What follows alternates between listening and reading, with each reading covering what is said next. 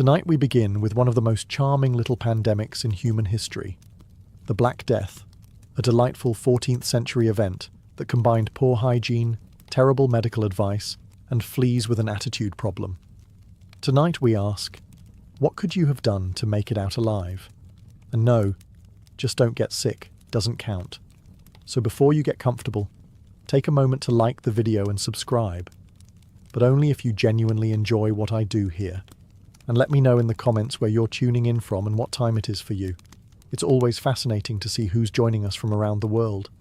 Now, dim the lights, maybe turn on a fan for that soft background hum, and let's ease into tonight's journey together. Let's start with your first and probably most important life choice. Where are you living? If you said a bustling 14th century city full of opportunity and culture, congratulations, you're already 85% dead. Cities during the Black Plague were not charming medieval postcards. They were overpopulated, unwashed, and alarmingly enthusiastic about throwing waste into the streets. Imagine thousands of people crammed together in wooden buildings with no plumbing, no sanitation, and rats so comfortable they probably paid rent.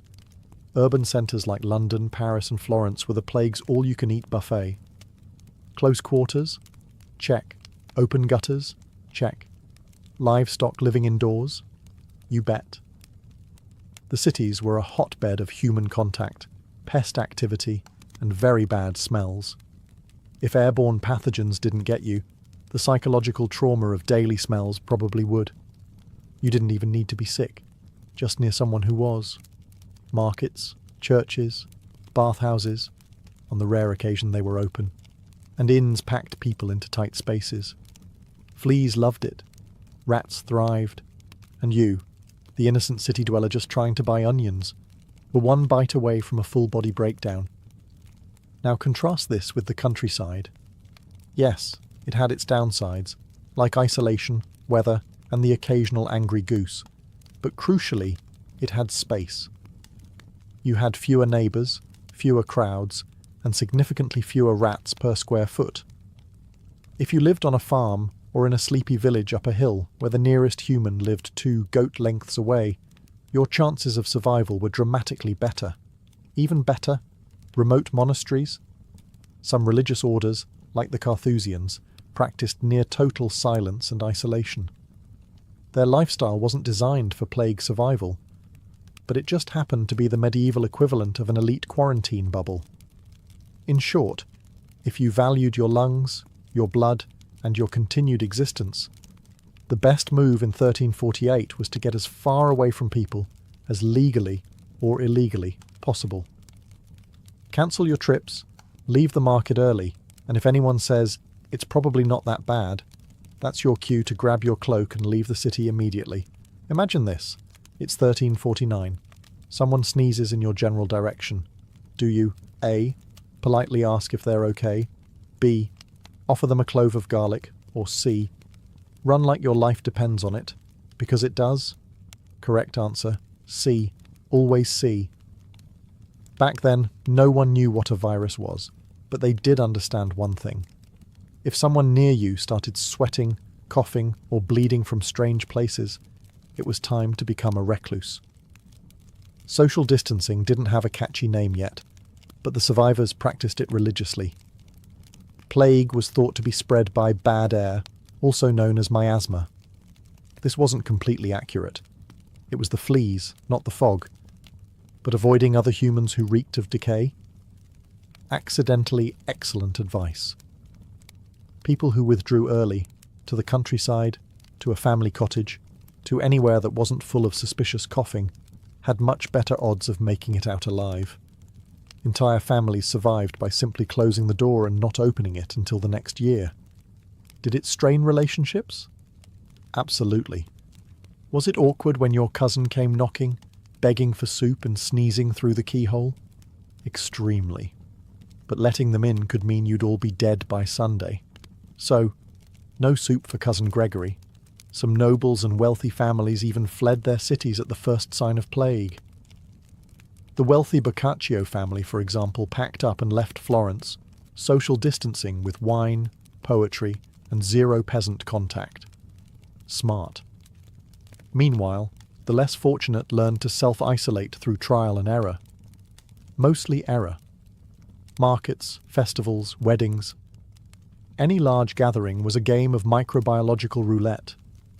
If you had the willpower to skip them, stay home, and talk to your cat instead of your neighbour, you had a real shot at outliving the pandemic. It's simple. Every interaction was a potential death sentence. And while medieval people didn't have Twitter threads about flattening the curve, they did figure out very quickly that fewer handshakes meant more birthdays. If you were lucky enough to survive the Black Plague, chances are you weren't doing it in velvet. Let's talk fashion.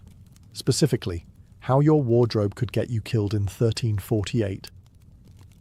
The medieval upper class loved long, flowing robes, fur-trimmed sleeves, and thick, ornate fabrics that said, "I have money," and "I definitely don't plan on fleeing quickly."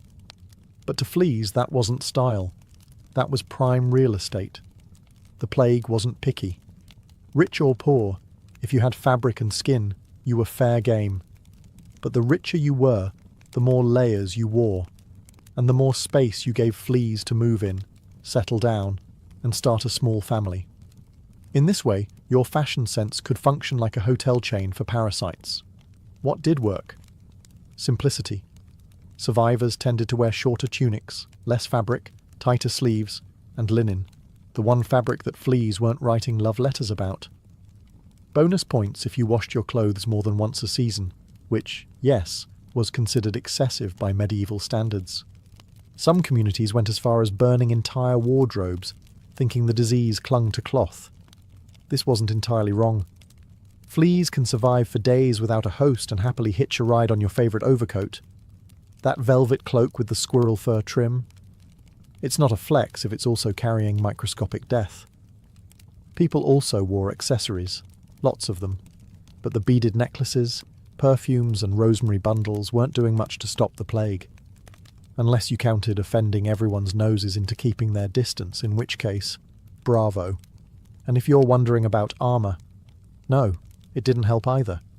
You couldn't sword fight the plague, though dying in full plate because you refused to remove your gauntlets long enough to wash your hands would be very on brand for certain knights. If you were hoping to outlive the Black Plague, geography was more than just scenic. It could literally save your skin, especially if that skin was far, far uphill. Medieval science had gaps. They didn't know what bacteria were, but they did notice patterns, like how people living on hills didn't drop dead quite as fast as those in swampy lowlands. Coincidence? Maybe. But if your neighbour's corpse just fell over the fence, you probably weren't sticking around to demand peer-reviewed studies. Elevation had a few sneaky advantages. First, rats, the little death chariots of the plague, hated climbing. Or rather, they hated staying at elevation, especially where food was scarce and temperatures dropped. The colder the hill, the less likely you were to host a flea festival. Second, wind. Higher ground meant better air circulation. And while bad air or miasma wasn't the direct cause of the plague, fleeing stagnant, putrid-smelling alleys for crisp hilltop breezes, that was a good call anyway. At the very least, it spared you the aroma of medieval city life, a blend of human waste, goat hair, and desperation. Hills also came with the luxury of fewer people.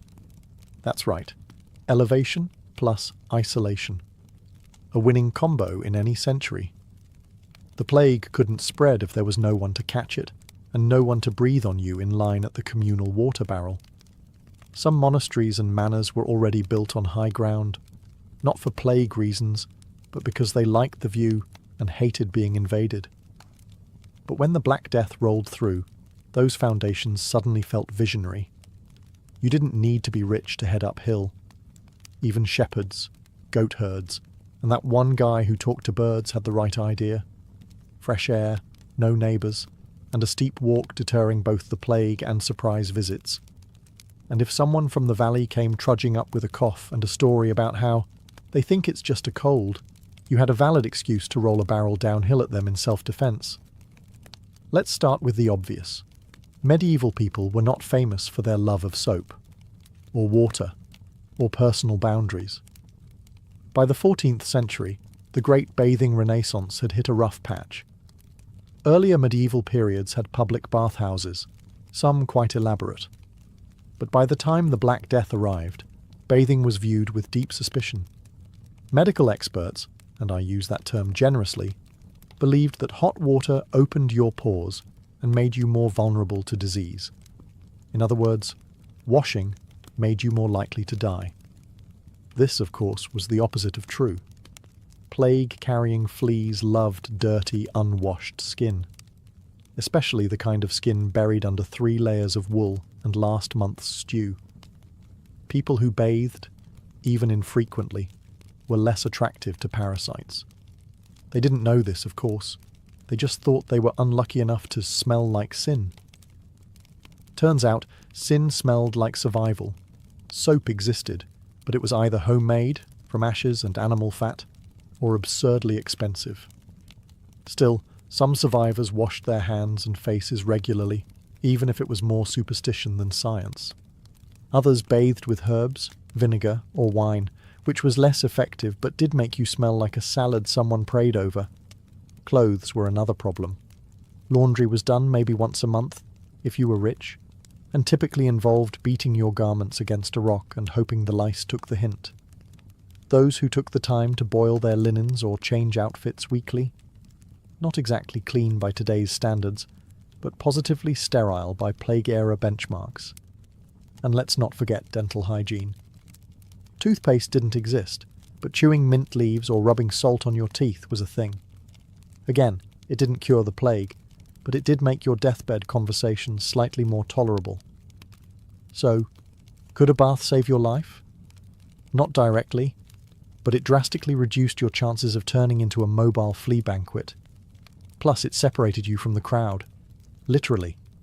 People avoided you because you smelled weirdly clean. Ah, medieval doctors. Men of great confidence, questionable hygiene, and even worse theories.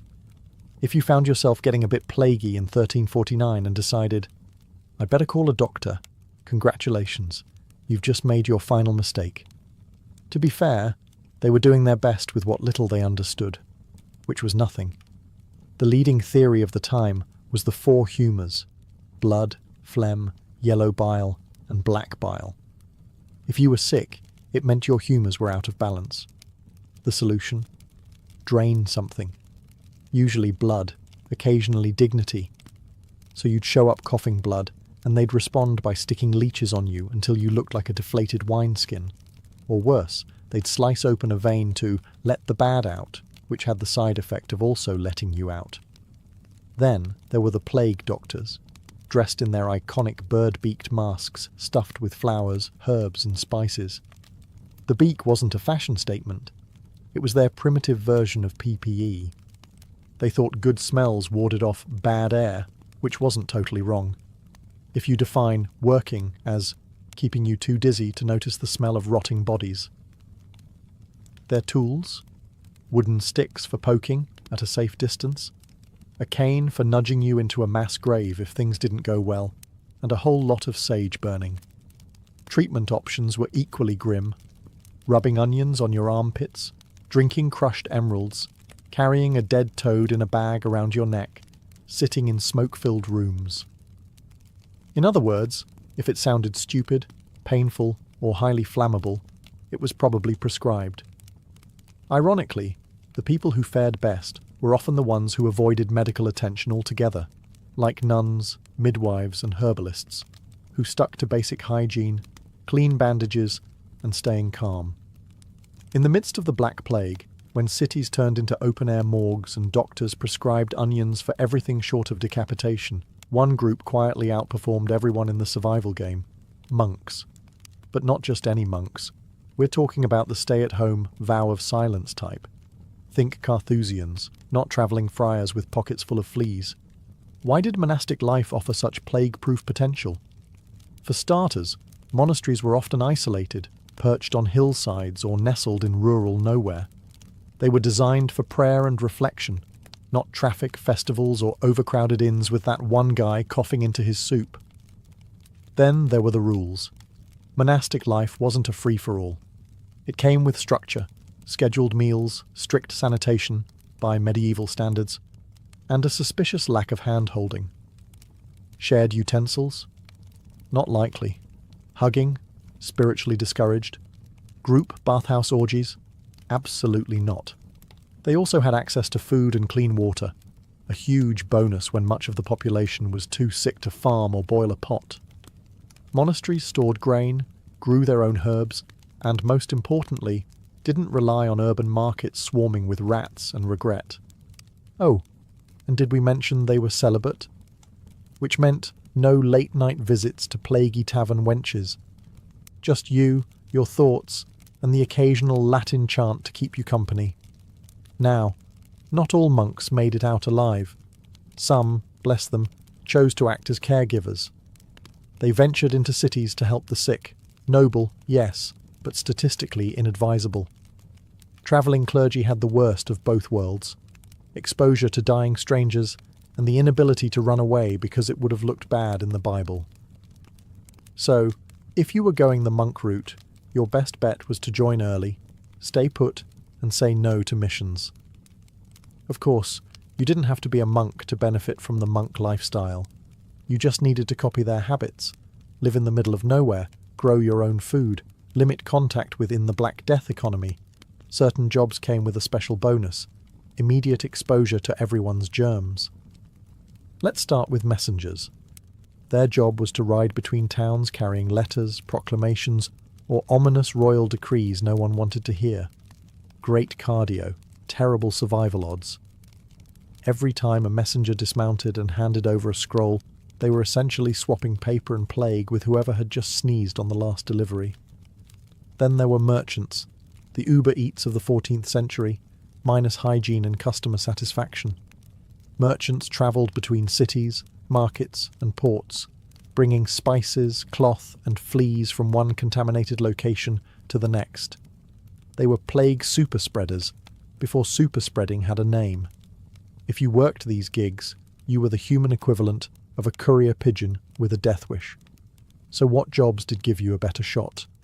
Blacksmiths, bakers, shepherds, and millers, people who worked with fire, grain, or animals, and mostly kept to themselves. These folks didn't need to travel far.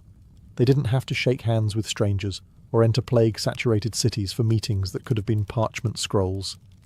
Then there were grave diggers. Morbid, yes, but oddly secure. The job wasn't plague-proof, but they had better tools, like gloves, shovels, and the highly underrated strategy of not touching things with your face. Some even learned to recognize early plague signs and took great pride in not dying like everyone else around them.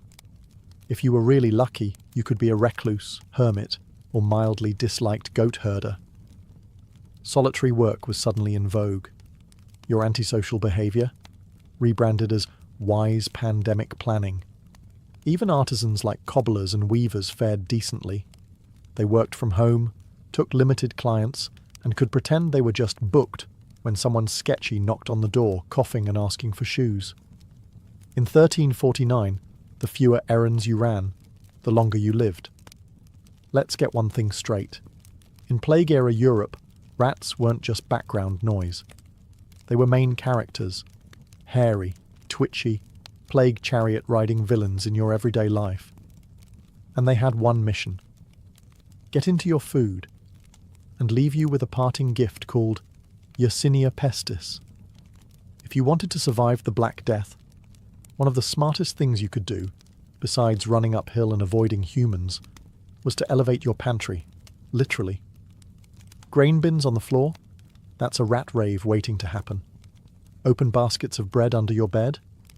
Congratulations, you've opened a plague-themed buffet. Rats weren't picky eaters, and neither were their fleas. The moment rodents set up shop in your pantry, your odds of living past Lent dropped faster than your grain reserves. Now, some medieval households wised up. They stored food on high wooden shelves, in ceramic jars, or inside suspended boxes hanging from the ceiling like weird piñatas that no one was allowed to hit. These weren't fancy design choices. They were desperate attempts to keep the plague at tail's length. And then there were cats. the underappreciated MVPs of rodent control. The more felines you had prowling your kitchen, the better.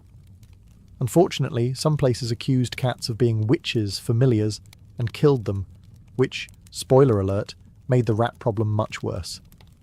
It's hard to survive when you've just executed your only line of defense. Also, let's talk about your trash. Throwing scraps out the window wasn't just rude, it was rat bait. The same went for leaving compost heaps next to your house like some kind of rodent Airbnb. Smart survivors moved their waste far from their living quarters, preferably into someone else's yard. It's worth noting that rats didn't technically cause the plague, their fleas did. But fleas don't travel long distances on their own. When disaster strikes, people tend to respond in one of two ways: calmly seeking rational solutions, or joining a screaming, torch-wielding mob convinced it's all the neighbours' fault. Guess which one was more popular in 1348? The Black Death didn't just kill bodies, it shattered brains. And with no germ theory, microscopes, or decent leadership, folks were left to invent explanations. Many of them sounded like, "It must be them," followed by pitchforks, torches, and wildly misdirected violence. In some towns, mobs accused outsiders, Jews, foreigners, and basically anyone who looked like they hadn't sneezed recently. People believed wells were being poisoned, that the plague was punishment from God, that a local widow with too many cats had caused all this with her suspicious herbal teas. Spoiler, none of it helped. In fact, mob behaviour usually made things worse. You'd gather a large group of already paranoid people, shout over each other about how he coughed near my cow, and then storm the victim's home to... What? Solve the plague by burning it down? Smart. Real smart. Worse still, mobs brought people together, physically, huddled in sweaty crowds, yelling and swapping bacteria like they were trading Pokemon cards. You didn't just risk making a moral mistake, you also risked contracting the very disease you were trying to blame on someone else. The people who actually survived the Black Death were often the ones who kept a low profile. Not because they were cowards, but because they weren't interested in collective panic rituals. While the mob was busy dragging an astrologer out of town for reading stars, too confidently, survivors were boarding up their windows, boiling water, and quietly not dying. There's a lesson here. Panic spreads faster than plague, and angry crowds are rarely wise problem solvers. Unless you enjoy the smell of smoke, moral failure, and a guaranteed exposure to cough droplets, maybe don't grab the torch. Because in a pandemic, the only thing more contagious than disease is ignorance at scale. Ah, garlic, nature's breath mint, seasoning staple, and medieval body spray of choice. When the plague arrived, people didn't have vaccines, antibiotics, or even a firm grasp on what a germ was. What they did have was garlic, and they used it for everything, ate it raw, hung it over their doors, wore it around their necks like cloves of aromatic defiance. Was it scientifically effective? Let's be honest, not really.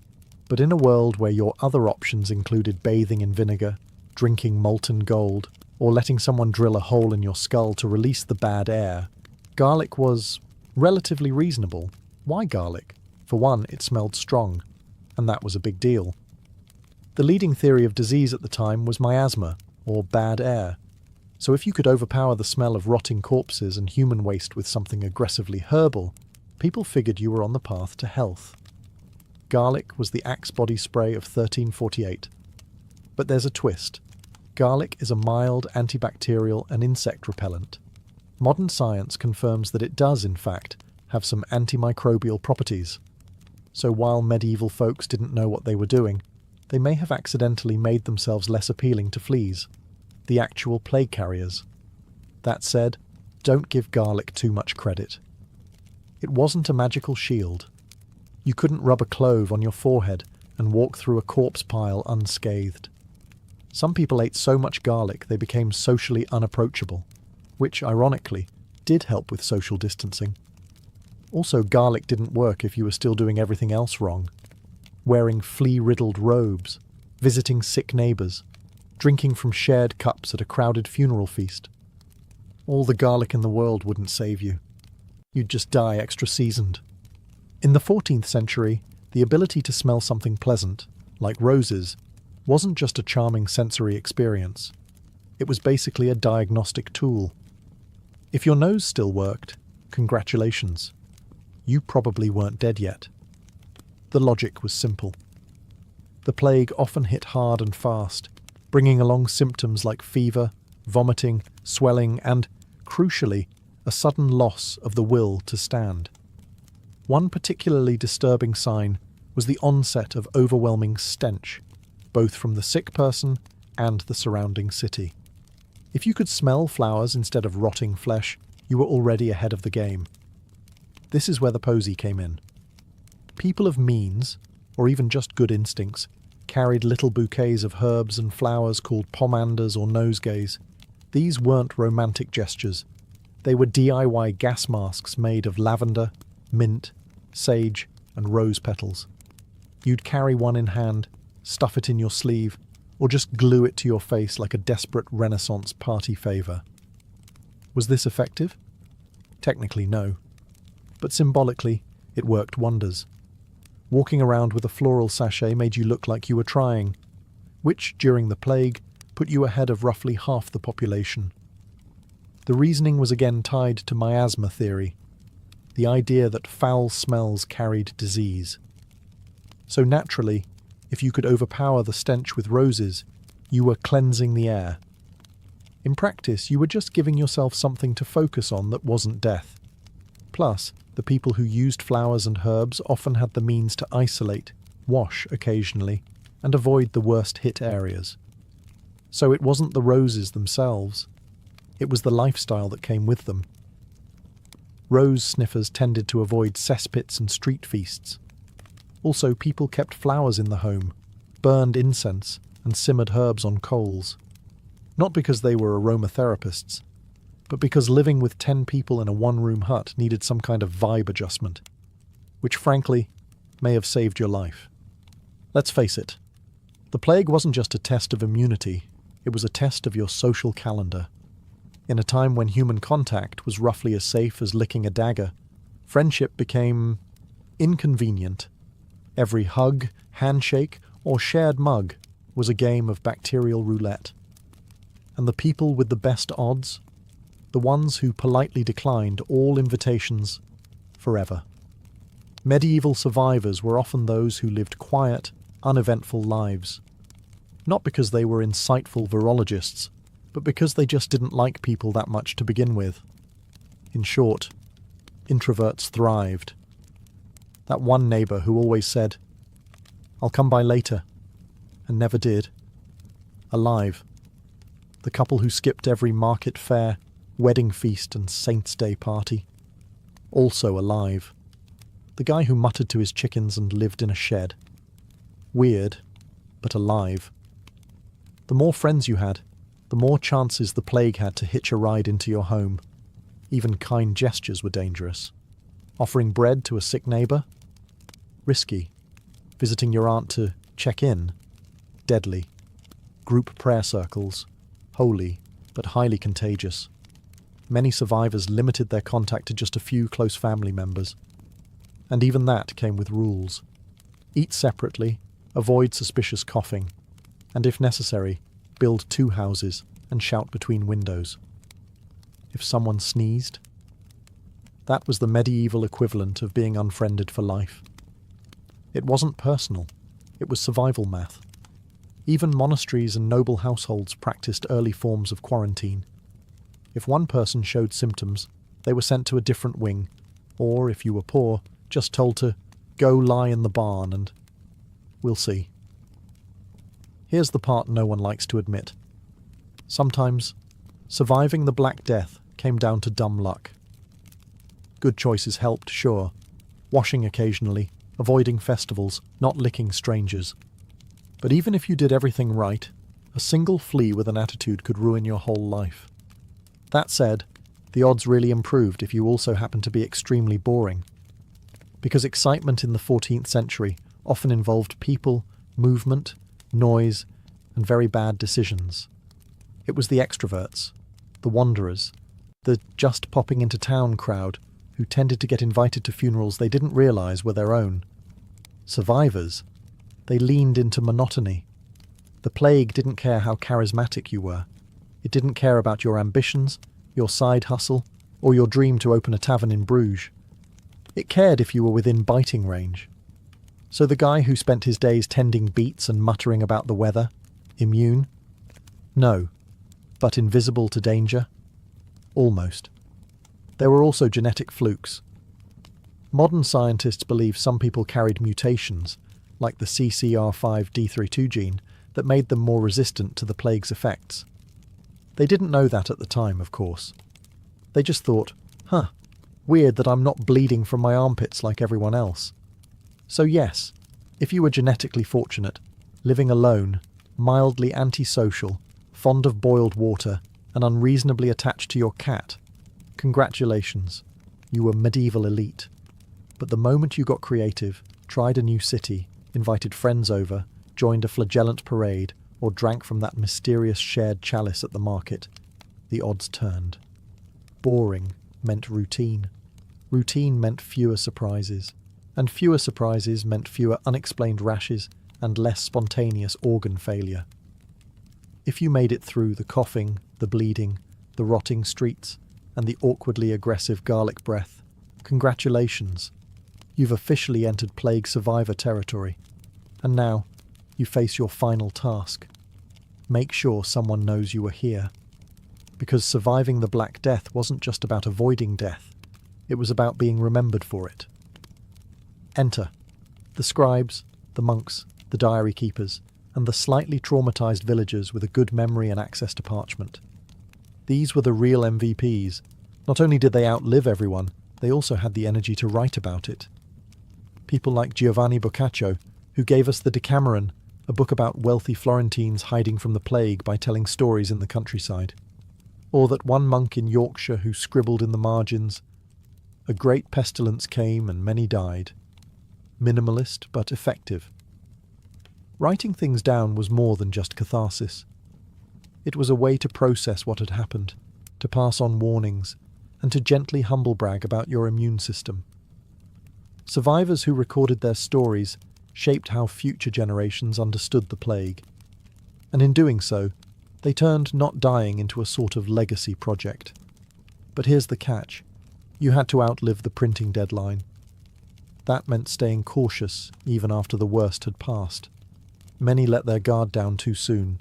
They celebrated, reunited, hosted extremely premature feasts, and then died in the second wave. So if you truly wanted to make it to the end and write your story, don't rush back to town. Don't hug anyone just because the bishop said the plague is probably over. Don't accept free ale from a man with visible boils. Instead, wait. Stay boring. Keep your diary nearby. Observe. And when it was safe, really safe, pick up a quill and record your tale. Maybe no one would read it. Maybe it would moulder in a dusty chest. But maybe, just maybe, some future historian would stumble across it and say, This one knew what they were doing. Because surviving a pandemic is impressive. But surviving it with receipts, that's eternal. Long before psychiatry had a name, mental illness was seen not as a medical condition, but a divine message, or a curse. In ancient Mesopotamia, if someone experienced hallucinations, spoke incoherently, or acted erratically, the first assumption wasn't madness. It was possession. The Sumerians believed that evil spirits could enter the human body and take control. A disturbed mind meant that a demon had claimed the soul. The earliest recorded treatments were not based on logic or science. Instead, they combined ritual, prayer, and magic. Clay tablets from Assyria described detailed incantations designed to drive out the spiritual invader. Exorcists were more trusted than doctors. These weren't obscure fringe beliefs. They were mainstream diagnostics. In ancient Egypt, things weren't much different.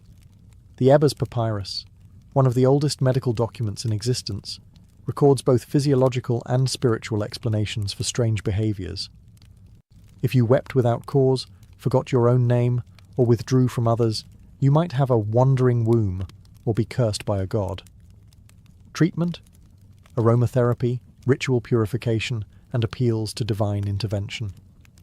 They believed that the heart was the seat of thought, not the brain. But the Greeks took things to another level. In Homeric epics, madness is often the work of gods. Ajax slaughtering sheep thinking they were his enemies? A direct result of divine interference. The concept of divine madness became so embedded in Greek culture that it was sometimes seen as a form of inspiration. Plato even argued that some forms of madness were gifts from the gods, leading to prophecy, artistic genius, or poetic insight. Poets weren't mad, they were chosen. Yet it wasn't all spiritual. Hippocrates, often considered the father of modern medicine, offered a more physical explanation. He blamed imbalances in the 4 bodily humours: blood, phlegm, black bile, and yellow bile. Melancholia, what we might now call depression, was an excess of black bile. His solutions?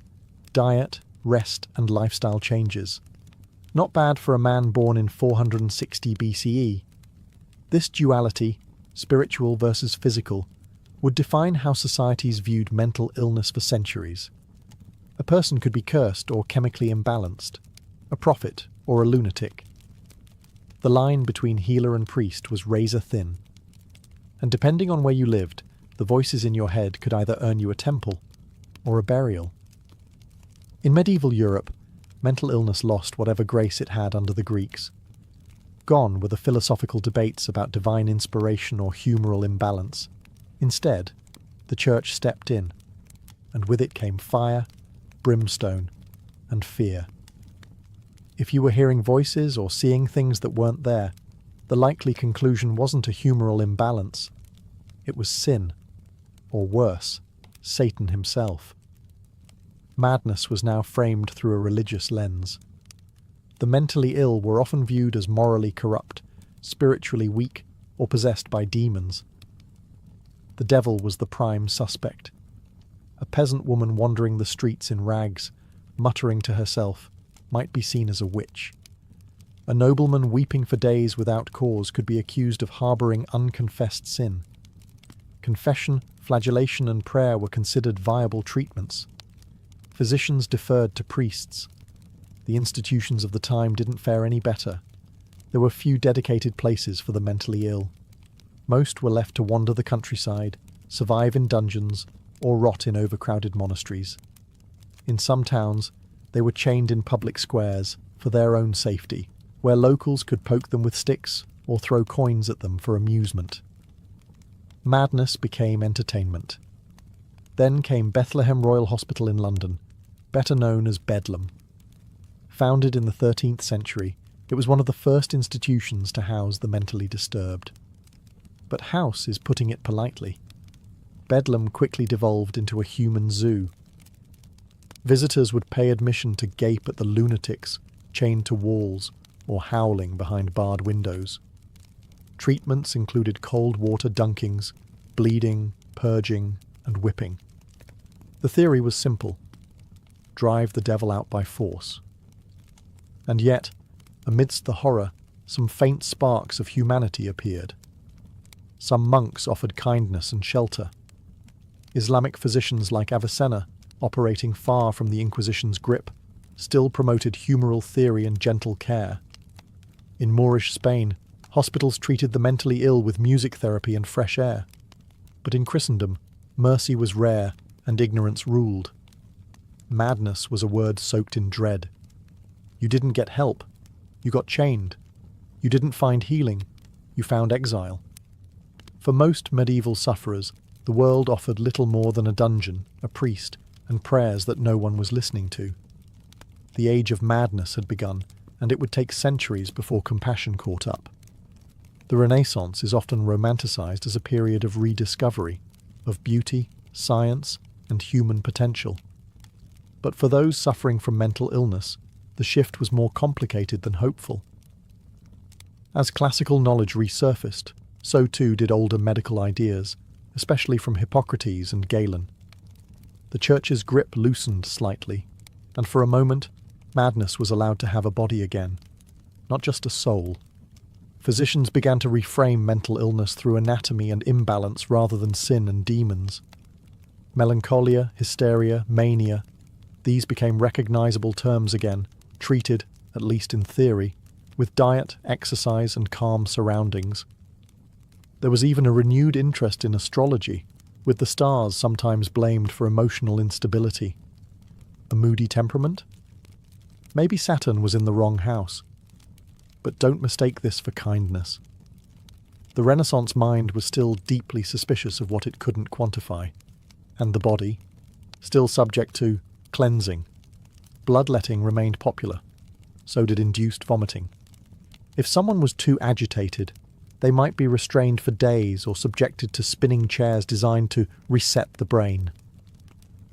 In Italy and France, asylums grew more common, not out of compassion, but to protect society from the unpredictables.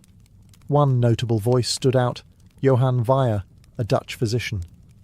In the mid-1500s, Weyer dared to claim that many so-called witches were simply mentally ill women in need of care, not execution. He wrote De Prestigiis Daemonum on the tricks of demons, arguing against the witch trials and defending the mad from the wrath of both church and mob. Unsurprisingly, the church was not thrilled. His books were banned, and his ideas largely ignored. Meanwhile, madness remained a useful tool for those in power. Unwanted wives, political rivals, or rebellious daughters could be quietly declared insane and locked away. No trial, no scandal, just a convenient diagnosis. Mental illness was as much a social weapon as a medical mystery. Art and literature, however, blossomed with depictions of madness. Think Ophelia's drowning grief. Think Don Quixote tilting at windmills. The madman became a tragic, almost romantic figure, broken by the world, lost in illusion. But society still didn't know how to help them. The Renaissance reopened the body and reignited the mind, but the soul of psychiatric care? Still shackled. And the Age of Enlightenment was about to make that contradiction even sharper. The Enlightenment promised reason, progress, and the triumph of science over superstition. But when it came to mental illness, the results were mixed. On one hand, the idea of locking someone up for being possessed lost credibility. On the other, society now needed a new excuse to marginalize the mentally ill, preferably one with a white coat and a Latin vocabulary. The asylum, once a rare curiosity, became a booming institution. In London, Paris, and Vienna, grand buildings were constructed, far from the city centres, where the insane could be hidden. These places weren't hospitals, they were warehouses. Overflowing, understaffed, and reeking of neglect, they were designed less for treatment and more for isolation. The mentally ill were removed from public life like broken furniture from a showroom floor. Ironically, this was framed as progress. French physician Philippe Pinel famously ordered the chains removed from inmates at the Bicêtre Asylum in 1793, a gesture widely hailed as revolutionary. But while symbolic, the reality was less idealistic. Patients might be unshackled, but they were still locked in, subjected to ice baths, forced feeding, and moral therapy, which often meant long lectures about proper behaviour delivered by a stern-faced doctor with a stick. Moral treatment became the buzzword. The idea was that mental illness stemmed from bad habits, laziness, or moral failings. So what was the cure? Discipline, order, routine, no outbursts, no questioning. Think of it as a psychological boot camp with locked doors. Inmates were taught to follow rules, attend chapel, make their beds, and smile at authority. Compliance was considered recovery. In Britain, the York Retreat emerged as a gentler model. Run by Quakers, it emphasised kindness, silence, and natural surroundings.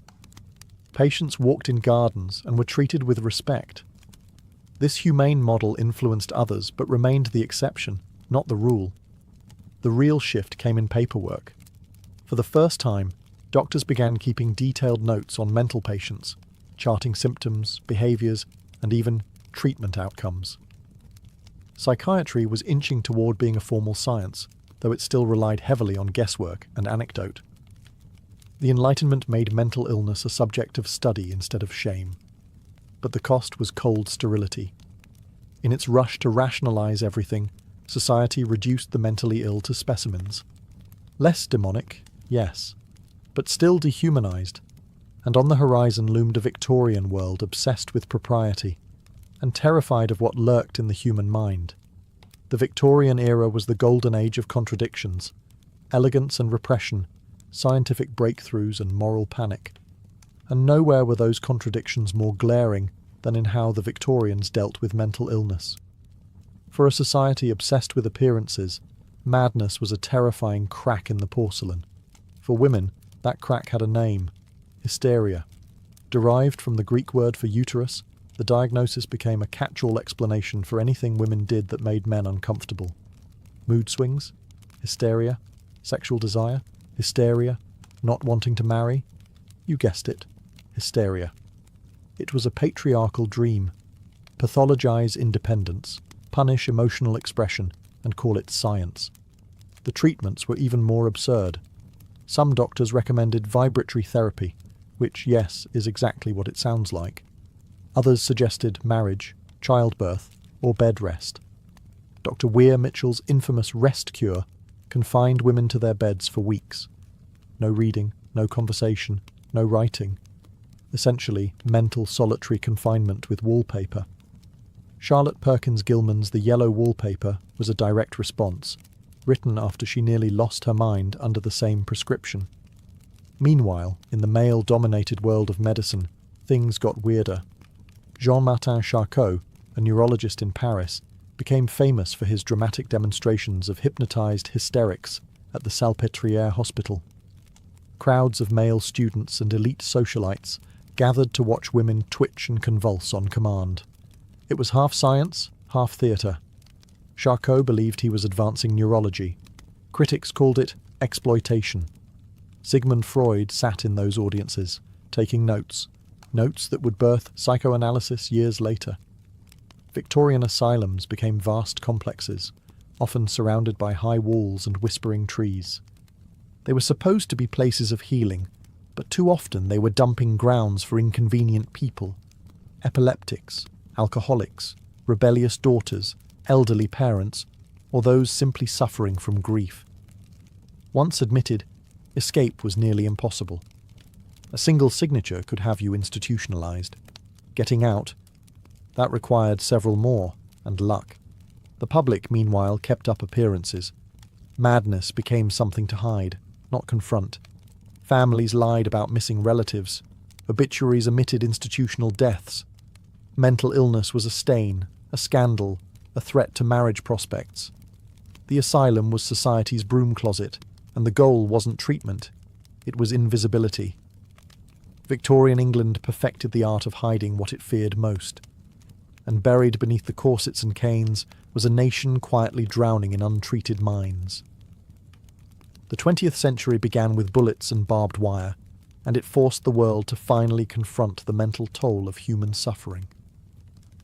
During World War I, doctors were faced with something they couldn't exorcise, bleed, or hypnotize away. Men shaking uncontrollably, screaming at phantom gunfire, or rendered mute by terror. These weren't weaklings or madmen. These were soldiers, heroes, broken by war. They called it shell shock. At first, the term was taken literally. Physicians assumed exploding artillery shells were damaging the brain with vibrations. But the real truth was harder to accept. The human mind had a limit. Trench warfare, with its ceaseless bombardment, death, and mud-choked claustrophobia, had broken it. Officers who once laughed at nervous complaints now faced entire battalions suffering from amnesia, tremors, and night terrors. Some men couldn't walk. Others forgot their names. A few simply stared into space for days, unreachable. And yet, many commanders treated it as cowardice. Some British soldiers were executed for desertion, men who had, in fact, been driven insane by trauma. But slowly, attitudes shifted.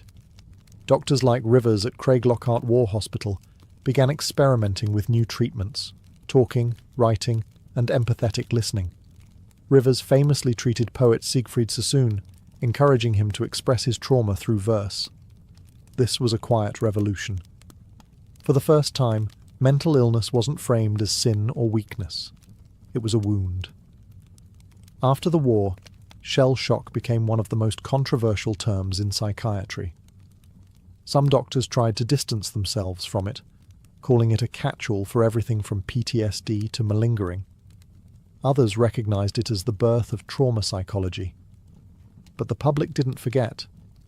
The war neuroses haunted the cultural imagination, broken soldiers shuffling through post-war Europe, eyes sunken, minds far from home. And when World War II arrived, the medical community was better prepared. This time, the term was combat fatigue, and treatment was faster, more humane, though stigma remained. Shell shock opened a new chapter. Mental illness was no longer just for women labelled hysterical or eccentrics in asylums. It could strike the strongest men. It could be earned through service and sacrifice. And that terrified people. Because if war heroes could break, then maybe no one was truly safe from the battlefield inside the mind.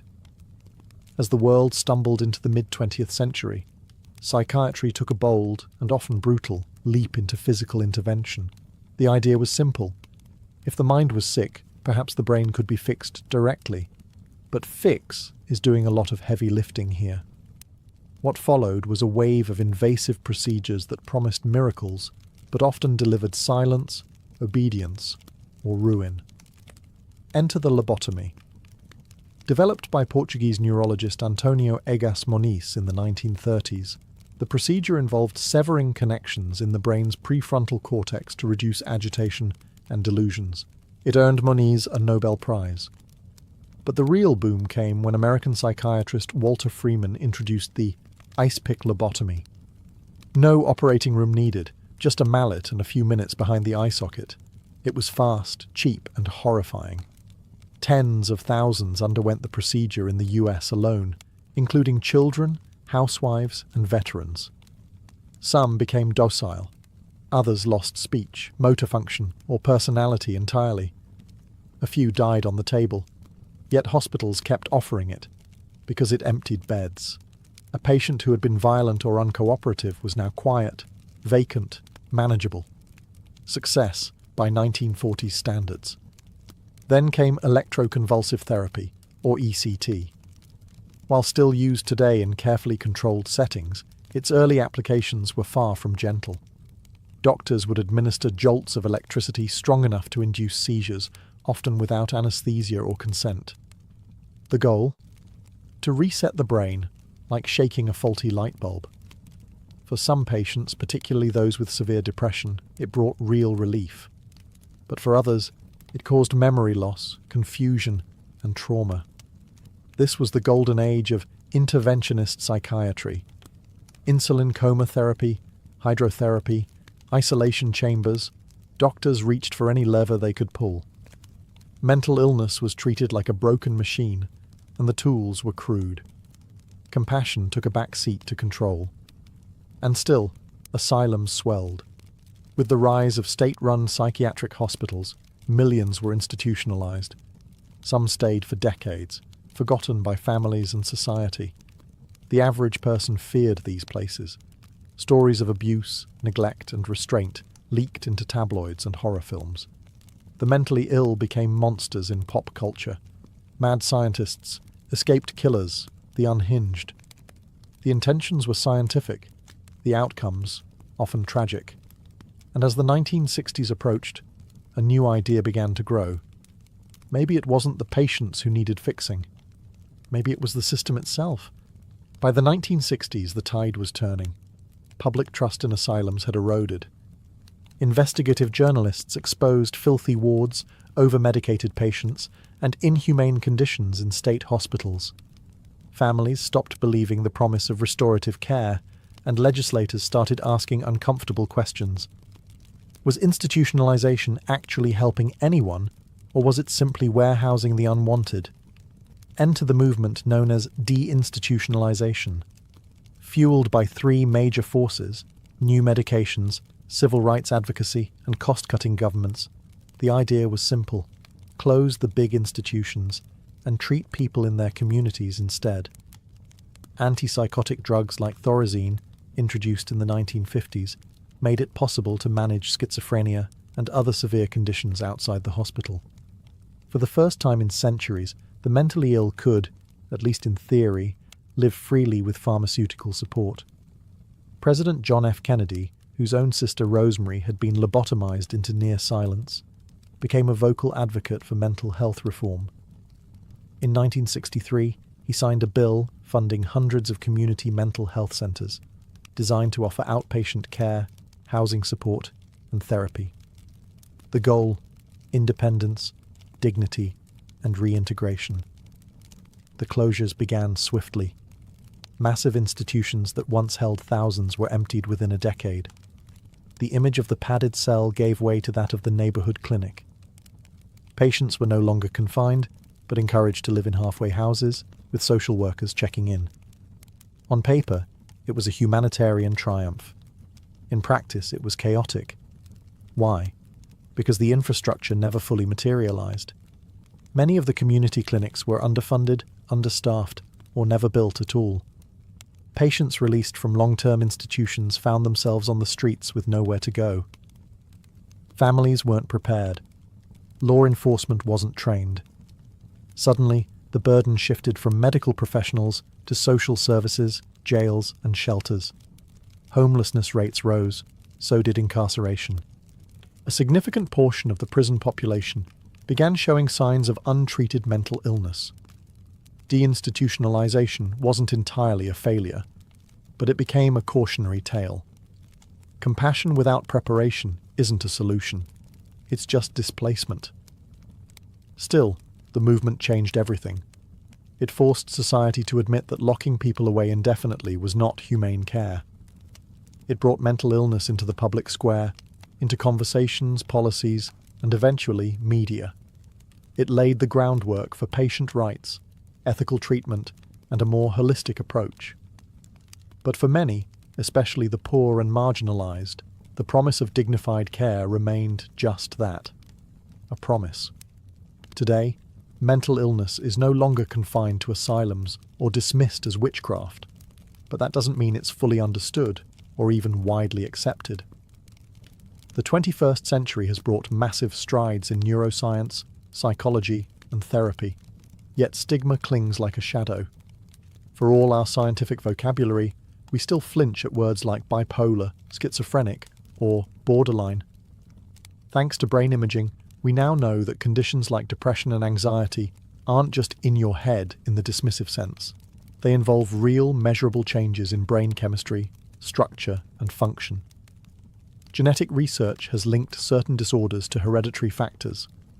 Environmental trauma, childhood neglect, and even gut health are now recognized as contributors to mental instability. For the first time, we're beginning to see mental illness as a dynamic intersection of biology, psychology, and environment. But understanding doesn't always equal empathy. Social media has helped normalize conversations around mental health, especially among younger generations. Celebrities now talk openly about anxiety, therapy, and medication. Apps offer guided meditation, therapy sessions, and mood tracking. And yet, access to real treatment is still painfully unequal. Rural communities, low-income populations, and minorities often face insurmountable barriers to care. Meanwhile, the pharmaceutical industry, though crucial in many respects, has also been criticized for overprescription, especially of antidepressants and stimulants. Some patients feel treated as checkboxes on a diagnostic form, briefly seen, quickly medicated, and rarely heard. Therapy, once stigmatized, is now a billion-dollar industry, but it's still out of reach for many. And old ghosts linger. Homeless populations are still disproportionately composed of those with untreated mental illnesses. Prisons now serve as the largest de facto mental health institutions in many countries.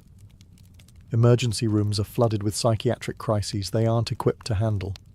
It's deinstitutionalization without the promised safety net, again. Yet there are signs of hope. Trauma-informed care is gaining ground. Peer support programs are flourishing. Schools are beginning to integrate mental wellness into curriculums. Movements for neurodiversity challenge the notion of a single, correct mind. And therapy is no longer whispered, it's recommended. But the work is far from done. Mental illness may no longer be chained to a wall or cut from the brain, but many still suffer in silence, buried under cultural shame and systemic failure. History has shown us what not to do. The future will be defined by whether we finally start doing better. Bushido, meaning the way of the warrior, was not a law written by emperors or carved into stone.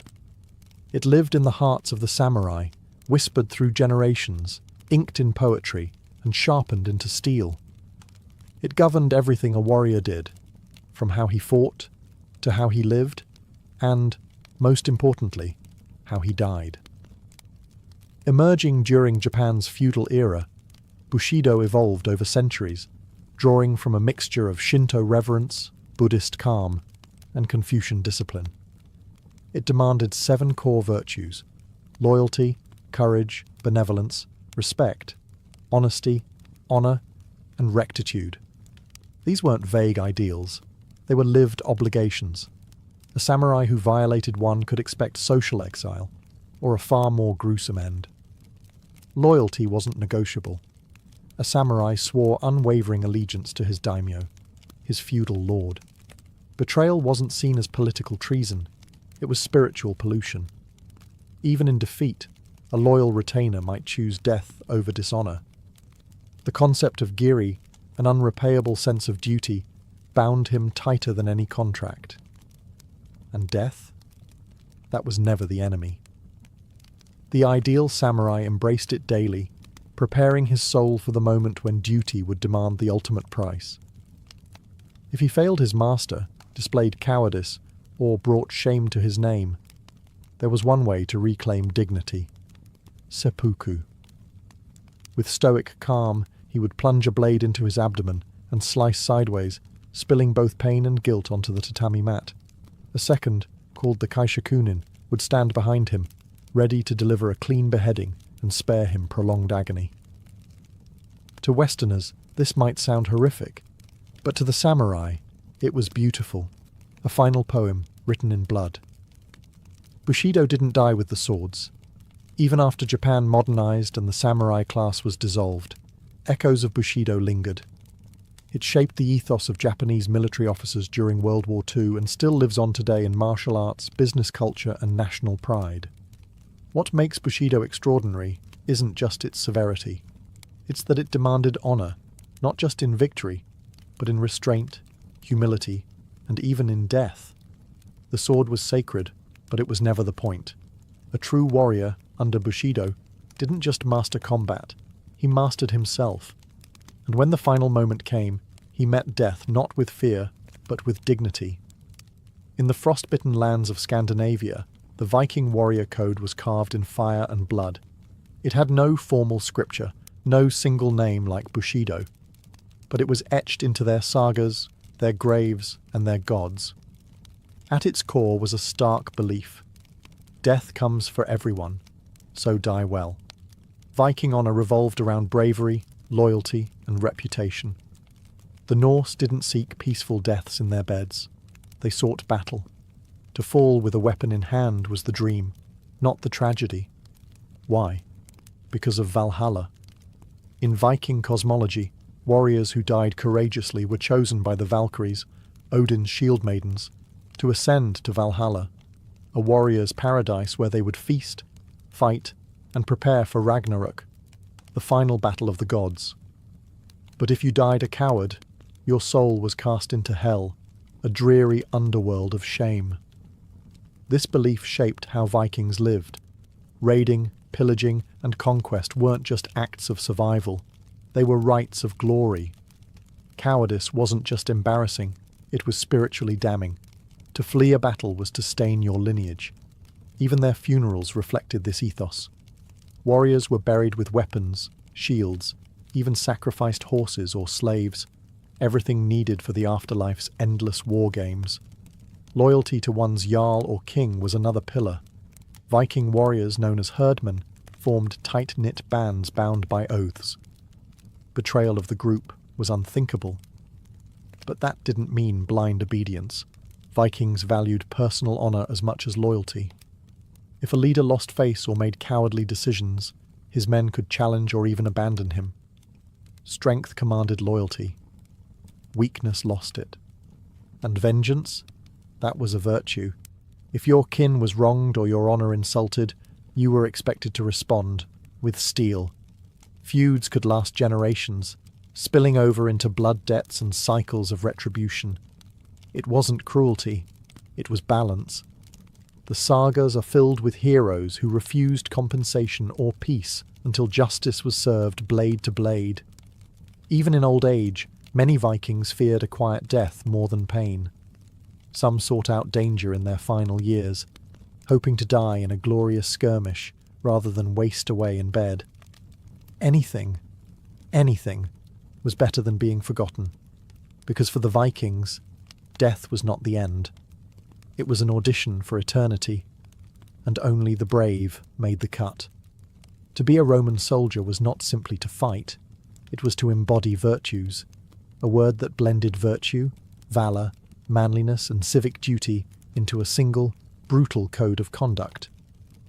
A Roman warrior wasn't just a killer. He was a disciplined extension of the Republic, or the Emperor's will, a walking symbol of order in a chaotic world. The ideal Roman warrior didn't crave individual glory. He earned honour by obeying orders, enduring pain, and never flinching in the face of death. Cowardice was unthinkable. A legionnaire who fled battle wasn't just punished, he was erased from respectability. In some cases, entire units were subjected to decimation, a horrific form of discipline where 1 in every 10 men was executed by their comrades to restore obedience. The Roman warrior code was built on structure. Training was constant, relentless, and grueling. Discipline was more important than strength. A soldier who broke ranks even in victory could face lashes or execution. Glory belonged to Rome, not the man. This collectivism set the Roman military apart from most ancient forces. It was less a band of warriors and more a machine. But virtues extended beyond the battlefield. It was a societal expectation for Roman men, especially those of noble birth, to show courage in the Senate, to be just in leadership, and to display restraint in personal ambition were also considered marks of warrior honour. Even retired soldiers were expected to carry themselves with dignity, as living monuments to Rome's greatness. One of the most sacred virtues in Roman military culture was fides, faith or loyalty. Loyalty to your unit, your commander, and to Rome itself. Betrayal, insubordination, or desertion were treated with utter contempt. Think of Julius Caesar crossing the Rubicon. It wasn't just a political act, it was a defiance of the warrior code's loyalty to the Republic. Death was not feared. Dying in battle, especially for Rome, was the highest honour. Tombstones of Roman soldiers often boasted of where and how they died, listing campaigns like a resume for the gods. Unlike the Vikings, who sought personal glory in Valhalla, or the samurai, who died for their lords, Romans fought for the enduring myth of civilization. They weren't just defending borders. They were exporting order and enforcing it with spears. For the Roman warrior, the code was clear: obey, endure, conquer, and die like a citizen of eternity. In medieval Europe, the warrior wasn't just a killer. He was supposed to be a Christian killer. Enter the code of chivalry, an unwritten, romanticized set of ideals meant to tame the bloodlust of knights with the nobility of saints. At least that was the idea. The word chivalry comes from the French chevalier, meaning horseman. And in a world where heavy cavalry ruled the battlefield, knights needed more than armour and swords. They needed a moral compass, or at least the church thought so. The chivalric code combined martial prowess with piety, loyalty, and, Yes, courtly love.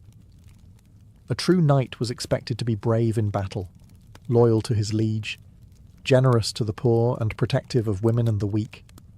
He was to pray often, fight fairly, and never lie. Of course, this ideal existed mostly in literature and sermons.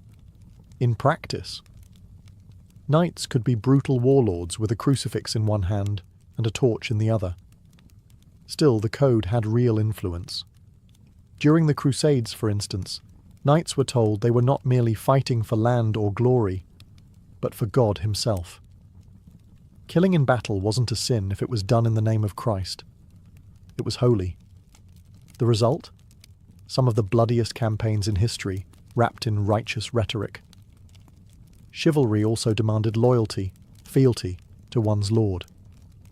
A knight swore oaths of service, often sealed on sacred relics. Betraying that oath was considered not just treason, but sacrilege. And when a knight broke the code, he wasn't just punished by men, he was believed to be judged by heaven. Then there was courtly love, the strangest part of the chivalric tradition. Knights were supposed to pine for noble ladies, usually married, and dedicate heroic deeds to their honour. Love was supposed to be chaste, poetic, and maddening. Basically, it gave violent men something to write about when they weren't beheading each other. Of course, chivalry didn't apply to peasants. Knights could sack villages, burn crops, and execute rebels without guilt, so long as it wasn't another noble's land. The code was selective, idealistic, and often hypocritical, but it created a powerful mythos that shaped European culture for centuries. The knight's code wasn't just about wielding a sword, it was about justifying it. Chivalry turned warfare into ritual, loyalty into law, and honour into theatre. If other warrior codes danced between honour and poetry, the Spartan code came with no frills, no romance, just stone-hard discipline and absolute obedience. Sparta, the ancient Greek city-state, built its identity on the idea that every male citizen was a soldier first, and everything else second. In Sparta, war wasn't a profession, it was life itself. From the moment a Spartan boy was born, his body was judged. If he was weak or deformed, he was discarded. If he passed inspection, he was handed over to the Agog, a state-run military training program that raised boys into lethal instruments of war. There was no room for softness, no room for doubt. The Agog taught them to fight, steal, endure pain, and above all, obey without question. Spartan boys learned to speak in short, sharp phrases, laconic wit it was called. Talk less, do more. They were taught to sleep on reeds, wear minimal clothing in the cold, and go hungry without complaint. Courage wasn't just admired, it was mandatory. A Spartan who ran from battle wasn't just a disgrace, he was stripped of citizenship, scorned by women, and made a pariah. The ultimate commandment of the Spartan code? Never return without your shield. That didn't mean don't lose it, it meant don't come back unless you're carrying it, or being carried on it. In other words, win or die trying. Anything less was treason. And loyalty? It ran so deep that Spartan soldiers would rather fall to the last man than break formation. The phalanx, their tightly packed battle line, required every warrior to hold the shield of the man next to him. Breaking formation meant exposing your brothers to death. It wasn't just a tactical failure, it was moral collapse. The Spartan code also expected total submission to the state. Spartans weren't free in the modern sense. Their lives were dictated by duty. Duty to Sparta, to the army, to the gods of war. Even marriage and family life were secondary. Wives encouraged their husbands to die gloriously. Mothers told their sons, "Come back with your shield, or on it." In Sparta, the individual didn't matter. Glory didn't come from lone heroism, but from disappearing into the machine of war. Their strength was unity. Their honour in sacrifice. And for centuries, no one dared challenge the phalanx. Because Spartans didn't just fight like warriors, they lived like weapons. If the samurai lived by honour and the Spartans by discipline, the Mongol warrior lived by the cold clarity of results. Under the leadership of Genghis Khan, the Mongols built the largest contiguous empire in history, not through overwhelming numbers, but through speed, precision, and a ruthless warrior code that valued loyalty, adaptability, and total obedience. At the heart of this code was allegiance to the Khan. Mongol warriors swore personal loyalty to their commander, and breaking that bond was unthinkable. Betrayal was punished not just with death, but with obliteration. Genghis Khan made it clear: loyalty ensured survival, disobedience ensured extinction. Mongol discipline wasn't born in cities. It was forged in the brutal steppes of Central Asia. Nomadic life demanded toughness. From a young age, Mongol boys learned to ride horses, shoot bows, and survive with minimal supplies. A Mongol could go for days with no fire, live off dried meat and fermented milk, and shoot with deadly precision while galloping at full speed. That wasn't a skill. It was a cultural expectation. The Mongols didn't believe in individual glory. They operated as a single, moving organism. Every warrior was expected to follow the Yasa, a codified set of laws attributed to Genghis Khan. These laws emphasized military discipline, meritocracy, and strict punishment. Looting without permission, executed. Disobeying orders, executed. Cowardice in battle, you guessed it, executed. But they weren't mindless brutes. The Mongol code emphasized strategy over chaos. They mastered psychological warfare, often pretending to retreat, only to ambush pursuing enemies. They spared cities that surrendered and annihilated those that resisted, sending a brutal message to others. Merit also played a key role. Unlike many medieval systems where birth mattered most, Mongol officers were promoted based on skill and loyalty, not noble bloodlines. If a peasant proved himself on the battlefield, he could rise through the ranks. In this way, the Mongol code was shockingly progressive for its time, rewarding competence over class. Perhaps the most terrifying part of their ethos? Detachment. Mongol warriors viewed war not as a moral conflict, but as an inevitability. Death wasn't personal. It was a tool. They didn't seek honor like knights, or spiritual purification like samurai. They sought victory, and they almost always got it. The Mongol code wasn't romantic. It was efficient, mobile, and devastating. It made warriors not of marble or myth, but of blood, bone, and pure resolve. The warriors of the Zulu kingdom weren't forged in myth. They were trained by fire, sweat, and a revolutionary named Shaka Zulu. In the early 19th century, Shaka transformed a fragmented cluster of clans into a disciplined, militarized force that shook southern Africa to its core. And at the center of it all was a warrior code grounded in unity, courage, and absolute loyalty to the king. Shaka introduced radical changes to Zulu warfare and to Zulu identity. He replaced the throwing spear with the ikulwa, a short stabbing spear ideal for close combat. He mandated the use of large cowhide shields and organized warriors into tightly knit regiments called impi, each living, training, and marching together like family. But this wasn't just tactical innovation. It was ideological transformation. The Zulu warrior was no longer a part-time fighter. He was a servant of the nation, a living shield. Warriors were grouped by age and trained in rigorous discipline from adolescence. They were forbidden to marry until they had proven themselves in battle, a way to tie honor to service. The warrior didn't fight for individual glory, but for the survival and expansion of the Zulu people. Their bond was sacred, their formation unbreakable. Cowardice was not an option. To turn your back on the enemy or break ranks during a charge was a stain worse than death. Those who fled were executed publicly. Those who stood firm were celebrated, often with promotions, cattle, and prestige. Bravery was the currency of masculinity, and warriors were expected to give everything, including their lives, without hesitation. Loyalty to the king was absolute. Shaka ruled with charisma and terror, and his warriors revered him like a deity. Disobedience was met with swift, often fatal punishment. but in return, the king cared for his impis, offering food, protection, and recognition. Zulu warfare emphasized not just strength, but psychology. Shaka's famous buffalo horn formation, with a chest, horns, and loins, allowed his forces to envelop enemies with terrifying precision. Every warrior had a place, and every death was part of a larger purpose. The Zulu warrior code turned a tribal society into a military state, and ordinary men into legends.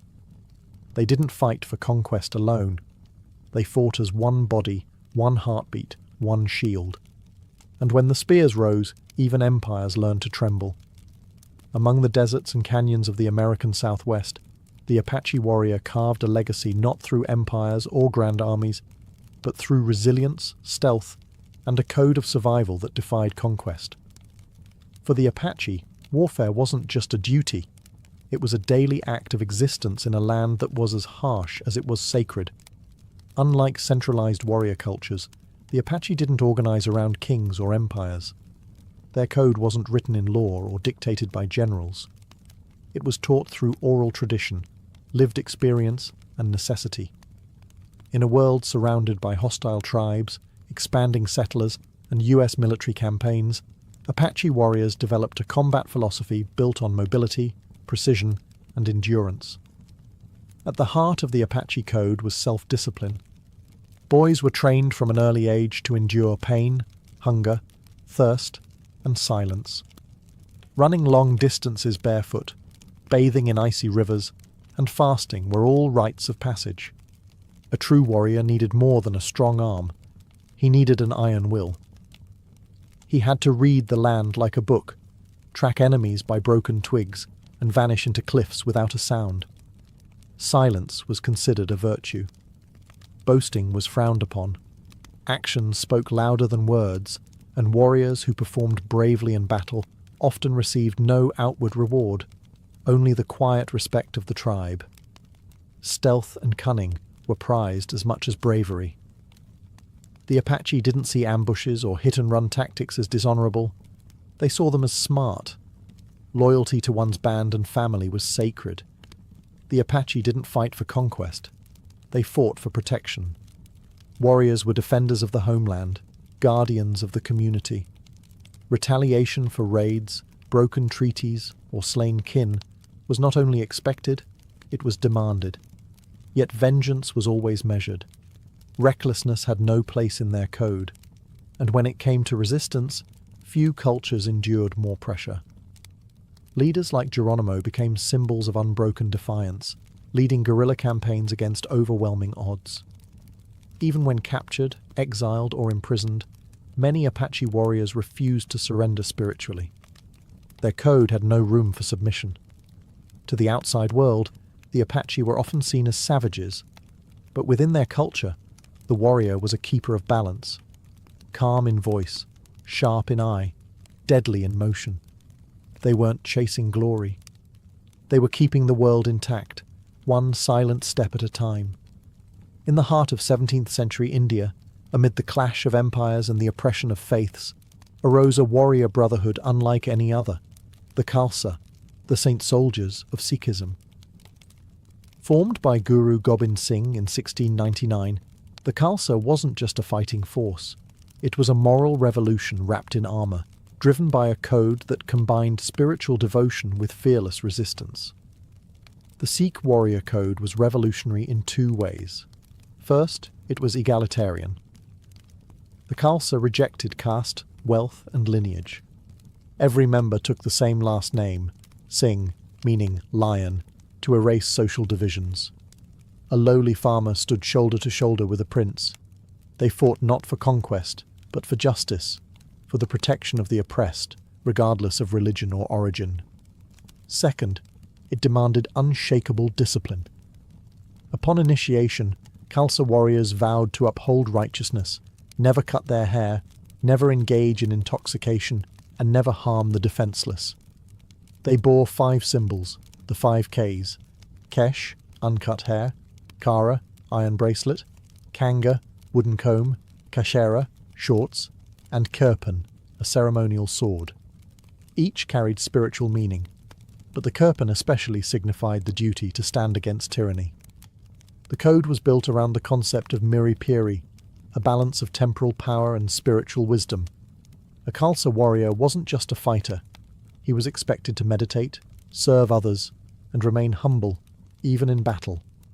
Warfare was a last resort, never to be driven by ego or vengeance, but only to defend righteousness. Fighting was not about rage. It was about responsibility, and when they fought fiercely. Khalsa warriors stood against the powerful Mughal Empire, often outnumbered but never outwilled. Their battle cry wasn't just a slogan, it was a declaration of purpose. Betrayal of the code was rare because it was tied to one's very identity. To be Khalsa was not just a title, it was a vow, a sacred pact of courage, service, and self-sacrifice. The Sikh warrior didn't fight for glory, land, or empire.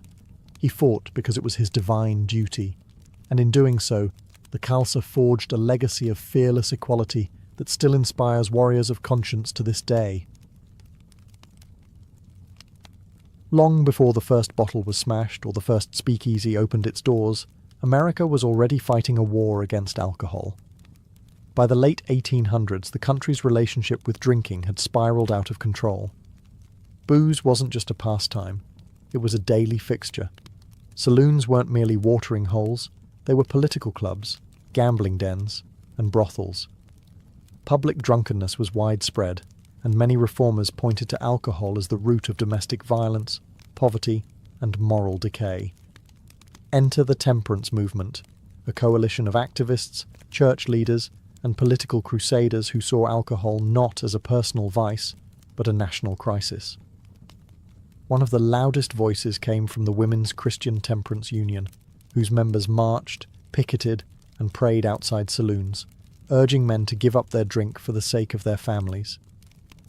They were joined by the Anti-Saloon League, a group that didn't just protest, they played politics, and they played to win. The Anti-Saloon League understood something critical. Laws change when you change lawmakers. So they lobbied hard, targeting local, state, and federal elections to get dry candidates into office. By the early 1900s, they had built an astonishingly effective political machine. They pressured politicians, funded campaigns, and used propaganda to paint alcohol as a threat to the American way of life. But there was more than morality behind the movement. There was fear and nationalism. Immigrant communities, especially Germans, Irish, and Italians, were often associated with heavy drinking. For many native-born Protestants, the saloon wasn't just a vice, it was a symbol of foreign influence and cultural division. As World War I broke out, anti-German sentiment surged, and beer, heavily associated with German-American brewers, became a target of patriotic disdain. The stage was set. On January 16, 1919, the 18th Amendment was ratified, banning the manufacture, sale, and transportation of intoxicating liquors. The following year, the Volstead Act was passed to enforce it. America was officially dry. But rather than usher in a golden age of sobriety and virtue, prohibition would instead uncork something far more chaotic: black markets, bootlegging, and bloodshed. The crusade had won the law, but the fight for the soul of a thirsty nation was just beginning. Prohibition might have started with the ratification of the 18th Amendment, but it was the Volstead Act that gave the law teeth and plenty of fine print. Named after Congressman Andrew Volstead, who championed its passage in Congress, the Act defined what intoxicating liquor actually meant. Spoiler: it didn't just ban hard liquor, it banned anything with more than 0.5% alcohol content. That included beer, wine, cider, even medicinal tonics. Suddenly, the ordinary became illegal, but as strict as the Volstead Act sounded, it was also riddled with loopholes, contradictions, and legal gymnastics that turned enforcement into a nightmare. For starters, prohibition didn't make it illegal to drink alcohol. You could still drink it, you just couldn't sell it, transport it, or make it. That meant if you had a cellar full of wine or a few barrels of whiskey before the law kicked in, you were technically safe. Private stockpiling became a booming side hustle, and many wealthy Americans bought up entire inventories before the ban took effect. Then there were the religious exemptions. Wine for communion? Still legal. Suddenly, churches, some real, some hastily fabricated, saw their memberships skyrocket. Clergy found themselves in the unusual position of acting as both spiritual leaders and alcohol distributors. One priest joked that his congregation had grown miraculously overnight. Medical loopholes were even more absurd. Doctors could prescribe alcohol for medicinal purposes, and pharmacies could legally dispense it. That led to an explosion of shady prescriptions and booming business for chains like Walgreens, which grew from 20 stores to over 500 during Prohibition. Bourbon for a cough? Brandy for your nerves? Step right up. Meanwhile, enforcement fell to the newly formed Prohibition Bureau, a severely underfunded and often corrupt agency that couldn't keep up. Many agents were either bribed, intimidated, or simply overwhelmed. Raids were inconsistent, penalties often lenient, and bootleggers were always a step ahead. The Volstead Act, in theory, was supposed to engineer a sober society through strict control. In practice, it created a tangled mess of grey zones, selective enforcement, and fertile ground for a booming underground economy. As the Volstead Act took effect and legal alcohol vanished from shelves, something else began to flourish in the shadows: the speakeasy. These illicit bars and nightclubs sprang up in basements, back rooms, and behind sliding walls in cities across America. The term speakeasy came from patrons being told to speak easy about their location, because if the wrong person overheard, the party might end in a police raid. But those raids? Rarely successful. Speakeasies weren't just hiding, they were protected. By the mid-1920s, there were tens of thousands of speakeasies in New York alone. Many operated in plain sight, bribing local officials and cops to look the other way. A raid might occur for show, but behind the scenes, cash changed hands, and doors reopened within hours. Inside, the scene was electric. Jazz bands played wild improvisations. Women in flapper dresses drank alongside men in tuxedos. For the first time, social mixing was part of the drinking culture. Speakeasies broke barriers between classes, between races, between genders. In many urban speakeasies, white patrons danced to black music, and women smoked, drank, and flirted openly. It was rebellious, glamorous, and intoxicating in every sense. But the booze? It was often questionable at best and deadly at worst. With legal distilleries shut down, bootleggers began manufacturing alcohol in hidden labs and bathtubs. This bathtub gin was often crude, unregulated, and spiked with dangerous chemicals to stretch supply. Blindness and poisoning were not uncommon. Still, the demand was so high, people were willing to take the risk. Speakeasies were more than bars. They were symbols of defiance. They represented the failure of Prohibition to stamp out America's love affair with alcohol. The harder the government tried to enforce the ban, the more the public found creative ways around it. Hidden compartments, secret passwords, false storefronts. Prohibition turned ordinary citizens into everyday outlaws. In the process, nightlife transformed. Jazz culture exploded. Fashion changed. Even slang evolved, with terms like juice joint, giggle water, and bootleg becoming part of everyday speech. The speakeasy wasn't just a workaround. It was a cultural revolution in disguise. Prohibition had aimed to make America sober and righteous. Instead, it made the country sneakier, bolder, and infinitely more rebellious. As Prohibition pushed alcohol underground, organized crime stepped into the spotlight, armed, ambitious, and eager to supply what the government had banned. With booze illegal and demand skyrocketing, a black market economy was born, and at its heart were the gangsters who turned alcohol into a billion-dollar business.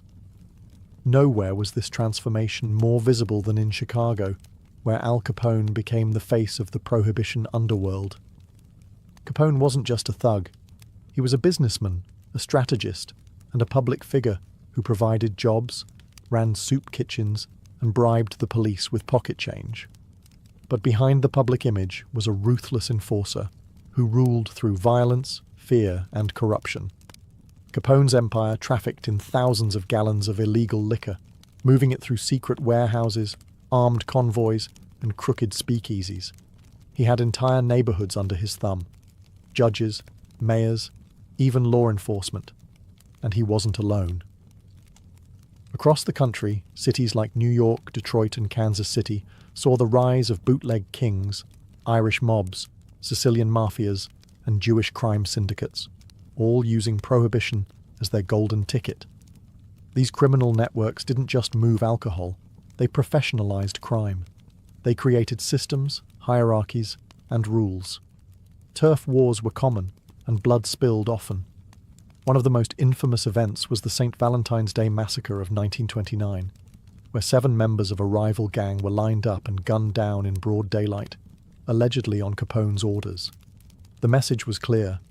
This wasn't small-time street violence. This was organized warfare. Ironically, the more the federal government cracked down, the more sophisticated the criminals became. Smugglers used fast boats on the coasts and cars modified with hidden compartments inland. Some even built tunnels under the US-Canada border to ferry in whiskey from Montreal. Others had insiders at distilleries still legally producing medical or industrial alcohol, which was then repurposed into bootleg spirits. Public sentiment began to shift. People questioned a law that seemed to breed more crime than it prevented. What began as a moral crusade was now enabling the rise of criminal empires more powerful and violent than anything the country had ever seen.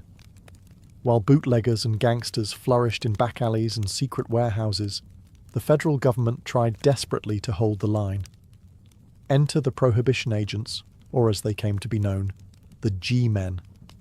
Tasked with enforcing the Volstead Act, these men were supposed to be America's moral guardians, hunting down illegal liquor and bringing order to a nation gone rogue. But there was one problem. Almost everything was stacked against them. When Prohibition began, there were fewer than 1,500 federal agents assigned to enforce it nationwide. That's one agent for every 70,000 people. These men were poorly trained, underpaid, and overwhelmed. And it didn't take long for corruption to seep in. With gangsters offering bribes that far outpaced a government paycheck, many agents looked the other way, or actively participated in the very crimes they were hired to stop. Still, not all G-men were crooked. Some, like Elliot Ness, gained fame for their dedication. Ness led a team called the Untouchables, known for their refusal to take bribes and their relentless pursuit of Al Capone's empire. They smashed stills, raided warehouses, and tried to bring order to lawless Chicago. But even Ness couldn't bring Capone down through prohibition law. That job eventually fell to the IRS, who nailed him for tax evasion, not bootlegging. Most enforcement efforts were clumsy at best and dangerous at worst. Raids were often tipped off in advance. Innocent people were sometimes caught in the chaos, and the black market just adapted. Bootleggers became masters of deception, changing routes, disguising shipments, and creating networks that moved faster than the law. The government even took a darker turn. In an attempt to stop people from drinking industrial alcohol used in bootlegging, federal officials ordered it poisoned. Thousands were sickened and hundreds died. The press called it government murder. Public opinion, already sour, turned bitter. All of this contributed to a growing sense that prohibition was unenforceable, and worse, unjust. Law-abiding citizens became criminals overnight, and real criminals became rich, powerful, and untouchable. While lawmakers tried to legislate morality and G-men chased bootleggers through alleys, American culture was undergoing a revolution of its own. Prohibition didn't just change the law, it changed the vibe. And in that chaotic, intoxicating space, new voices rose, new rhythms exploded, and a new kind of American identity emerged. At the center of it all, women. The very movement that pushed for prohibition, led in large part by women's groups, had unintentionally opened a cultural door they couldn't close. With the 19th Amendment granting women the right to vote just before Prohibition began, women suddenly had more political power, more visibility, and more freedom to redefine their roles in society. In the roaring cities, the image of the flapper was born. She smoked, she drank, she cut her hair short, danced in public, wore scandalous dresses that showed ankles and knees, and rejected the quiet submissiveness expected of previous generations. She wasn't just breaking social norms, she was obliterating them. And where did she go to express all this rebellion? The speakeasy, of course. There, women and men mixed freely. For many, this was the first time they could socialize as equals, sharing drinks and dancing shoulder to shoulder. The strict rules of Victorian etiquette melted under the heat of swing and saxophones. This was the jazz age, a cultural eruption that changed American music forever. Jazz was born in black communities in New Orleans, but spread through Prohibition like wildfire. It was loud, wild, improvisational, and unapologetically modern. Clubs like the Cotton Club in Harlem attracted white patrons eager to hear black musicians like Duke Ellington and Louis Armstrong, even as segregation remained outside the door. Alongside music, Prohibition inspired a literary boom. Writers like F. Scott Fitzgerald captured the decadence, disillusionment, and booze-soaked chaos of the 1920s. The American dream was being rewritten, in real time, with gin on the rocks. Even fashion shifted. Clothes became less restrictive, hairstyles shorter, morals looser. What had started as a movement to clean up society accidentally sparked a generation of people determined to break every rule. Prohibition didn't purify culture. It unleashed it. In the vacuum, created by repression, art, expression, and rebellion, thrived. As the 1920s gave way to the 1930s, the United States was hit by an earthquake that shook every corner of society. The Great Depression. Banks failed, unemployment soared, and breadlines stretched for blocks. Amid this growing desperation, the grand moral crusade of Prohibition started to look less like virtue, and more like a luxury the country could no longer afford. Suddenly, the idea of banning alcohol wasn't just inconvenient. It was economically devastating. Legalizing alcohol again meant potential jobs, tax revenue, and economic relief. Before Prohibition, alcohol taxes accounted for up to 30% of federal income. Now, the government was broke, and so were the people. Repeal started to make more sense than ever, not just to the public, but to politicians. President Herbert Hoover, who called Prohibition a noble experiment, found himself increasingly out of step with the national mood. By the time Franklin D. Roosevelt campaigned for the presidency in 1932, he openly supported repeal as part of his New Deal platform. His victory was a turning point, not just politically, but culturally. Americans were ready to drink legally again. The final blow came with the ratification of the 21st Amendment in December 1933, which officially repealed the 18th. For the first time in US history, a constitutional amendment was erased by another. Champagne corks popped from coast to coast. Bars reopened. Breweries retooled. A great sigh of relief swept the nation, not just because alcohol was legal again, but because a long national contradiction had finally ended. But the damage was already done. The black market that Prohibition created didn't disappear overnight. Organised crime had grown too strong, too rich, and too embedded in urban power structures to simply walk away. Gangsters who once ran bootlegging operations moved into gambling, prostitution, and drug trafficking. The federal government had created a monster, and killing it would take decades. Culturally, the era left scars and legends. Speakeasies, jazz, flappers, and gangsters became part of the American mythos. Prohibition had failed in its mission to sober the nation, but it succeeded in reshaping it entirely. Even after the cork was popped on Prohibition's official end in 1933, its legacy didn't just evaporate. The social, political, and criminal consequences of the era stuck around, and in many ways, still echo through American life today. The most obvious impact? Organized crime didn't go away. It adapted. The bootlegging empires built during Prohibition gave rise to modern mafia syndicates.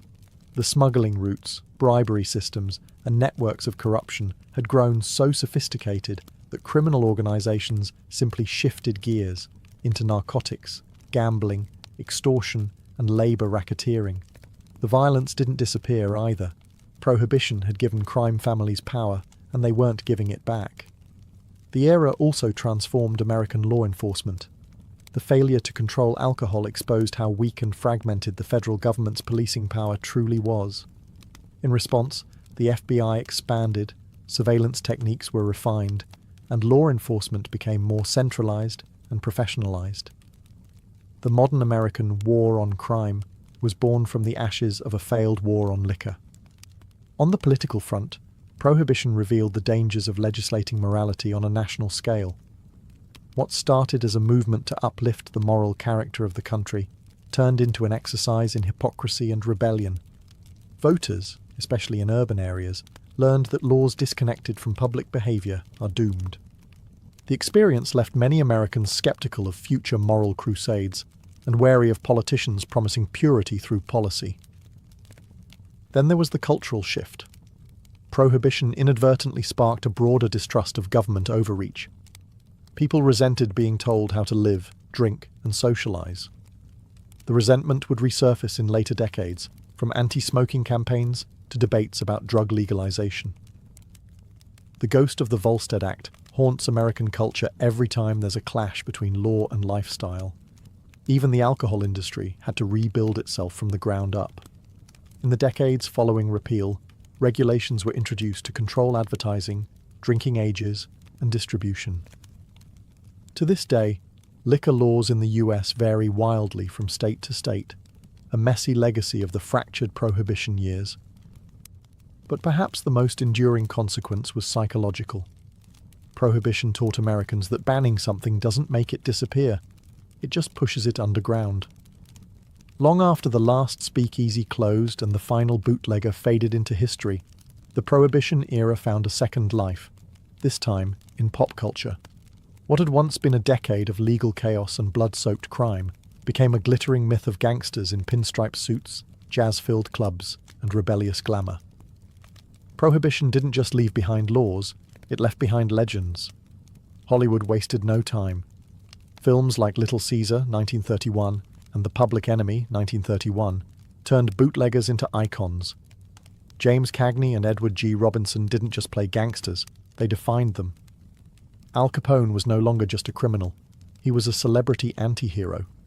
The lines between villain and folk hero blurred, and America fell in love with the very men the government had tried to erase. The trend continued through the decades. The Untouchables, Once Upon a Time in America, Boardwalk Empire. Each retelling added more glamour, more grit, and more mythology to an era that had been, in reality, chaotic and often brutal. Speakeasies, once underground dens of questionable booze, were reimagined as classy lounges filled with swing music and Art Deco charm. Even the language of the time stuck. Words like bootleg, giggle water, juice joint, and hooch still crop up in retro bars and themed parties. The flapper look, with its fringe dresses and bobbed hair, remains a fashion staple in costume culture. And jazz, the soundtrack of rebellion during Prohibition, became a defining symbol of American creativity. But it wasn't just entertainment. The Prohibition story became a moral parable, taught in schools, debated in political circles, and invoked every time a new movement tried to ban something. Whether it's cannabis laws, internet censorship, or dietary restrictions, critics often ask, are we repeating Prohibition? It also helped fuel the American fascination with the outlaw hero. The idea that when laws go too far, it's not just acceptable to break them, it's patriotic. This mindset, rooted in Prohibition's speakeasy culture, continues to shape attitudes toward authority and rebellion. In the end, Prohibition failed to make America sober, but it succeeded in making it legendary. It became a story not just about law and order, but about resistance, culture, and the power of unintended consequences.